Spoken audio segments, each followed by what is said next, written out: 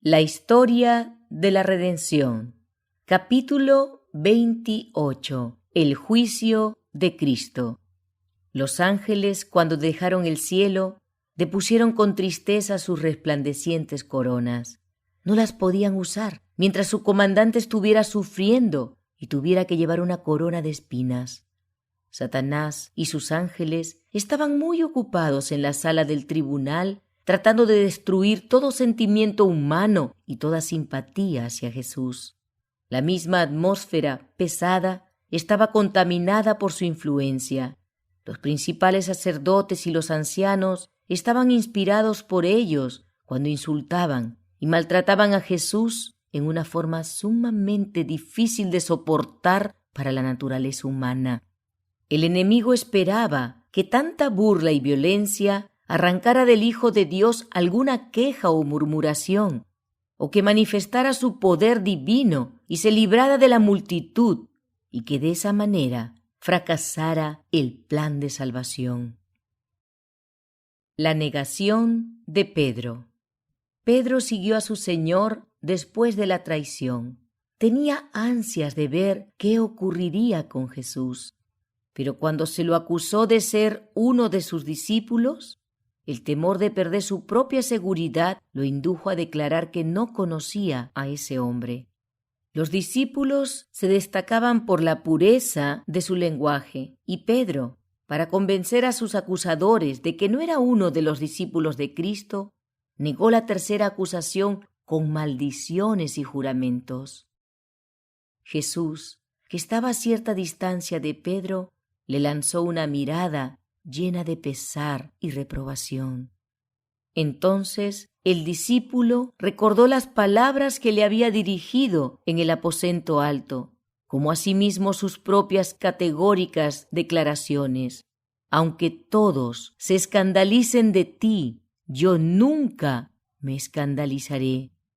Había negado a su Señor con maldiciones y juramentos, pero la mirada del Maestro suavizó el corazón de Pedro y lo salvó.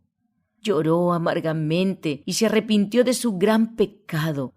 Se convirtió y entonces estuvo preparado para fortalecer a sus hermanos. En la sala del tribunal, la multitud pedía a gritos la sangre de Jesús. Lo azotaron cruelmente, lo cubrieron con una vieja túnica real color púrpura y ciñeron su sagrada frente con una corona de espinas. Le pusieron una caña en la mano, se inclinaron ante él y para burlarse lo saludaron diciéndole: «¡Salve, Rey de los judíos!». Entonces tomaron la caña que tenía en la mano y le golpearon la cabeza de modo que las espinas penetraron en sus sienes y la sangre comenzó a correr por su rostro y su barba. A los ángeles les costaba soportar ese espectáculo. Hubieran querido librar a Jesús, pero el ángel comandante lo impidió, diciéndoles que había que pagar un gran rescate por el hombre, pero añadió que sería completo y que provocaría la muerte del que tenía el imperio de la muerte. Jesús sabía que los ángeles estaban presenciando la escena de su humillación. El más débil de entre ellos podría haber conseguido que esa multitud burladora cayera inerte y podría haber librado al Señor. Sabía que si se lo solicitaba a su Padre, los ángeles lo librarían inmediatamente. Pero era necesario que soportara la violencia de los hombres para poder llevar a cabo el plan de salvación. El Maestro permaneció manso y humilde delante de la furiosa multitud, mientras cometían con él los abusos más viles. Escupieron su rostro, ese rostro del cual un día querrán ocultarse, que dará luz a la ciudad de Dios y que resplandecerá más que el sol. Cristo no lanzó una mirada de enojo a sus ofensores. Cubrieron su cabeza con una vieja prenda de vestir para impedirle ver, y entonces le abofetearon el rostro mientras clamaban: «¡Profetiza! ¿Quién es el que te golpeó?». Hubo conmoción entre los ángeles. Hubieran rescatado inmediatamente a Jesús, pero el ángel comandante no lo permitió. Algunos de sus discípulos habían recuperado la suficiente confianza como para entrar donde él se hallaba y presenciar el juicio. Esperaban que manifestara su poder divino y se librara de manos de sus enemigos y los castigara por su crueldad hacia él. Sus esperanzas ascendían y descendían según iban sucediéndose las distintas escenas. A veces dudaban y temían haber sido engañados, pero la voz que oyeron en el monte de la transfiguración y la gloria que contemplaron fortaleció su fe de que Él era el Hijo de Dios. Recordaron las escenas de las que habían sido testigos, los milagros que habían visto hacer a Jesús al sanar a los enfermos, abrir los ojos de los ciegos, destapar los oídos de los sordos, reprender y echar los demonios, resucitar a los muertos y hasta calmar el viento y el mar. No podían creer que tuviera que morir. Esperaban que todavía se levantara con poder y que con su voz llena de autoridad dispersara a la multitud sedienta de sangre, como cuando entró en el templo y despidió a los que estaban haciendo un mercado de la casa de Dios, cuando huyeron de delante de su presencia como si los persiguiera un grupo de soldados armados. Los discípulos esperaban que Jesús manifestara su poder y convenciera a todos de que era el Rey de Israel. La confesión de Judas. Judas se llenó de amargo remordimiento y vergüenza por su infamia al traicionar a Cristo, y cuando observó el maltrato que tuvo que soportar el Salvador, se sintió abrumado.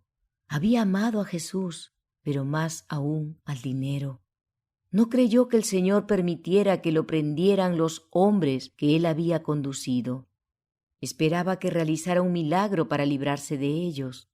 Pero cuando vio la multitud enfurecida en la sala del tribunal, sedienta de sangre, sintió profundamente su culpa, y mientras muchos acusaban con vehemencia a Jesús, Judas avanzó impetuosamente en medio de la multitud para confesar que había pecado al traicionar sangre inocente. Ofreció a los sacerdotes el dinero que le habían pagado y les rogó que dejaran libre al Señor, declarando que éste no tenía culpa alguna. Por breves instantes, el disgusto y la confusión mantuvieron en silencio a los sacerdotes. No querían que la gente se diera cuenta de que habían contratado a uno de los profesos seguidores de Jesús para que lo traicionara y lo entregara en sus manos.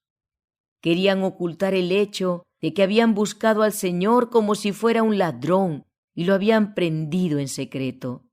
Pero la confesión de Judas y su aspecto macilento y culpable pusieron en evidencia a los sacerdotes delante de la multitud, revelando que había sido el odio la causa de que prendieran al Maestro. Mientras Judas afirmaba en alta voz que Jesús era inocente, los sacerdotes replicaron: ¿Qué nos importa a nosotros? Allá tú. Tenían a Cristo en sus manos y estaban decididos a no soltarlo. Judas, abrumado de pesar, arrojó el dinero que ahora despreciaba a los pies de los que lo habían contratado e, impulsado por la angustia y el horror, salió y se ahorcó. Jesús tenía muchos simpatizantes en el grupo que lo rodeaba, y el hecho de que no respondiera a las numerosas preguntas que se le hacían asombraba a la multitud. Frente al escarnio y la violencia de la turba, ni un gesto, ni una expresión de molestia se dibujaba en sus rasgos. Tenía una actitud digna y compuesta. Los espectadores lo contemplaban maravillados. Comparaban su perfecta forma y su comportamiento firme y digno con la apariencia de los que se habían sentado en juicio contra él, y se decían mutuamente que tenía mucho más la apariencia de un rey que cualquiera de los dirigentes. No tenía señales de ser criminal. Su mirada era bondadosa, luminosa y libre de temor, su frente amplia y elevada. Cada rasgo suyo estaba definidamente señalado por la benevolencia y la nobleza. Su paciencia y su tolerancia eran tan poco humanas que muchos temblaron. Aún Herodes y Pilato se sintieron sumamente perturbados frente a su porte noble y divino. Jesús ante Pilato. Desde el mismo principio, Pilato se convenció de que Jesús no era un hombre ordinario. Creía que era una persona excelente y totalmente inocente de lo que se lo acusaba. Los ángeles que contemplaban la escena notaron la convicción del gobernador romano, y para salvarlo de comprometerse en el terrible acto de entregar a Jesús para ser crucificado, un ángel fue enviado a la esposa de Pilato y le dio información por medio de un sueño de que el juicio en que su esposo estaba participando era el del Hijo de Dios y que era inocente. Inmediatamente ella le envió un mensaje para declarar que había sufrido mucho en sueños con respecto a Jesús y para advertirle que no tuviera nada que ver con ese santo. El mensajero, abriéndose paso apresuradamente entre la multitud, puso la carta en manos de Pilato. Al leerla, éste tembló y se puso pálido y decidió inmediatamente no tener nada que ver con enviar a Cristo a la muerte. Si los judíos querían la sangre de Jesús, él no prestaría su influencia para que lo lograran. Al contrario, trataría de librarlo. Enviado a Herodes. Cuando Pilato oyó que Herodes se encontraba en Jerusalén, sintió gran alivio, porque esperaba librarse de toda responsabilidad en el juicio y condenación de Jesús. Inmediatamente lo envió con sus acusadores a Herodes. Este gobernante se había endurecido en el pecado. El asesinato de Juan el Bautista había dejado en su conciencia una mancha de la que no se podía librar. Cuando oyó hablar de Cristo y de las poderosas obras que estaba realizando, temió y tembló, pues creía que se trataba de Juan el Bautista, que había resucitado de los muertos. Cuando el maestro fue puesto en sus manos por Pilato, Herodes consideró ese acto como un reconocimiento de su poder, su autoridad y su juicio. Esto tuvo el efecto de amistar a dos dirigentes que antes habían sido enemigos. Herodes se alegró de ver a Jesús, pues esperaba que realizara algún poderoso milagro para complacerlo. Pero no era la obra del Señor satisfacer la curiosidad y procurar su propia seguridad. Ejercería su poder divino y milagroso para salvar a los demás, pero no en su propio beneficio. Cristo nada respondió a las numerosas preguntas que le hizo Herodes. Tampoco replicó a sus enemigos que lo acusaban con vehemencia. El rey se enfureció porque aparentemente Jesús no temía su poder, y con sus soldados lo denigró, se burló de él y lo maltrató. Pero se asombró del aspecto noble y divino de Jesús en medio de ese vergonzoso maltrato, y como temía condenarlo, lo envió de vuelta a Pilato. Satanás y sus ángeles estaban tentando a este último, tratando de conducirlo a su propia ruina. Le sugirieron que si no quería tomar parte en la condenación de Jesús, otros lo harían, que la multitud estaba sedienta de su sangre y que si no lo entregaba para ser crucificado, perdería su poder y sus honores mundanales, y se lo denunciaría como creyente en el impostor. Por temor de perder su poder y su autoridad, Pilato consintió en dar muerte a Cristo. Y aunque puso la sangre del Señor sobre sus acusadores, y la multitud lo recibió con el clamor de «Su sangre sea sobre nosotros y sobre nuestros hijos», Pilato no se libró. Fue culpable de la sangre del Maestro. Por sus intereses egoístas, por su amor al honor de los grandes de la tierra, entregó a la muerte a un inocente. Si Pilato hubiera seguido sus propias convicciones, no habría tenido nada que hacer con la condenación de Jesús. El aspecto y las palabras del Señor durante su juicio causaron una profunda impresión en las mentes de los muchos que se hallaban presentes en esa ocasión. El resultado de la influencia ejercida entonces resultó evidente después de su resurrección.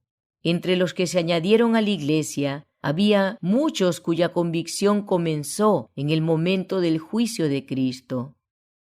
Satanás se airó muchísimo cuando vio que la crueldad con que los judíos habían tratado a Jesús a instancias suyas no había logrado que emitiera la más mínima queja.